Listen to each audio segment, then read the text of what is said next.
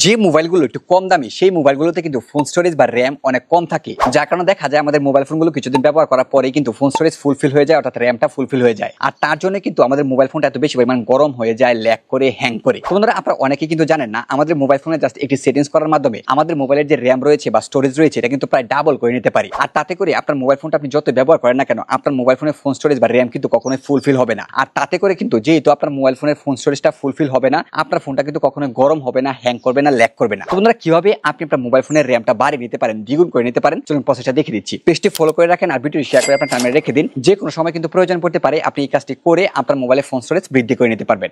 তো let's get started. তোমরা কাজটি করার জন্য প্রথমেই আপনি আপনার মোবাইল ফোনের সেটিংস সময় চলে আসবেন, ঠিক আছে? আসার পরে আপনার স্ক্রল ডাউন করে একটু নিচের দিকে আসবেন, দেখতে পাবেন অ্যাবাউট ফোন নামে একটি অপশন রয়েছে। এই অপশনটিতে আপনি ক্লিক করবেন। ক্লিক করার পর এখানে আরো অনেকগুলো অপশন পেয়ে যাবেন। এখানে ডান পাশে একটু উপরে দিকে দেখুন বেস ব্যান্ড এন্ড কার্নাল নামে একটি অপশন রয়েছে। আপনার ফোনে কিন্তু একটু ভিন্নভাবে থাকতে পারে, আপনি একটু খুঁজে বের করে নেবেন, ঠিক আছে? তারপরে কি করবেন, এই অপশনটির উপর ক্লিক করবেন। ক্লিক করার পর বন্ধুরা এখানে আরো কিছু অপশন পেয়ে যাবেন। উপরে দিকে দেখুন বিল্ড নাম্বার নামে একটি অপশন রয়েছে। এই বিল্ড নাম্বার অপশনটি কিন্তু আপনার ফোনে বন্ধ করা থাকবে। তো আপনি কি করবেন, এই যে লেখাটি রয়েছে এই লেখাটির উপর 5 থেকে 6 বার আপনি টানা ক্লিক করবেন, ঠিক আছে? ক্লিক করার পর এই যে দেখুন আমি ক্লিক করে দিচ্ছি। ক্লিক করার পর এই যে দেখুন এখানে কিন্তু নোটিফিকেশন চলে এসেছে যে আমার ডেভেলপার অপশনটা কিন্তু চালু হয়ে গিয়েছে, ঠিক আছে? তো বন্ধুরা ডেভেলপার অপশনটি চালু হওয়ার পরে এবার আপনাকে বাদবাকি কাজটা করতে হবে, মানে আপনার যে ফোন স্টোরেজ রয়েছে এটা বৃদ্ধি করতে হবে। তো এটা বৃদ্ধি করার জন্য আবারও আপনি ফোনের সেটিংস অপশনে চলে যাবেন। যাওয়ার পরে আপনি সার্চ বক্স রয়েছে, যে সেটিংস অপশনের উপর দিকে যে সার্চ বক্স রয়েছে অথবা আপনার ফোনের নিচের দিকে থাকতে পারে, আপনি এটির উপর ক্লিক করবেন। ক্লিক করার পর বন্ধুরা আপনি এখানে টাইপ করবেন ডেভেলপার লিখে, ঠিক আছে? তো আমি ডেভেলপার লিখে সার্চ করলাম। ডেভেলপার লিখে সার্চ করার পর এই যে দেখুন এখানে কিন্তু অপশনটি চলে এসেছে ডেভেলপার অপশনস। তো আমি এই অপশনটির উপর ক্লিক করব। ক্লিক করার পর এখানে আরো কিছু অপশন চলে আসবে,